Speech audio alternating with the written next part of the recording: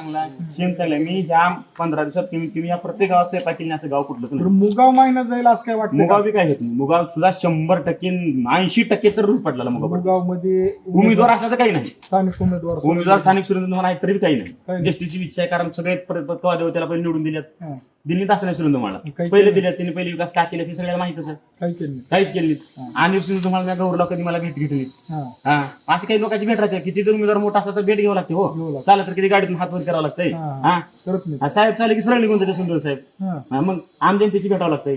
बरं तिथं गरीबांना संवाद साठावं हा, लागतंय. पण तिथे बीजेपीचे कार्यकर्ते होते. हाय का अशोकराव शिंदे आहेत की? अशोकराव आहेत. शिंदे. त्यांना उमेदवारी मिळाली. मिळाली होती. त्याला पहिले दिलती ना. पहिली दिलती. पहिली दिलती. मग पहिल्या पहिले वेळेस पडले. पडले 50-60 मतानं पडले. 50-60 मतानं पडले. आता त्यांनी नाराज झाले. नाराज त्याचा काही फटका तुम्हाला बसला? काही होत नाही फटका. कारण सगळ्यांना ओळखतात. पहिले त्यांना पहिले काय काम केलं. हम्म. अशोक शिंदे बीजेपीचे कार्यकर्ते मुळातून आहेत. हम्म. गुडातून आहेत.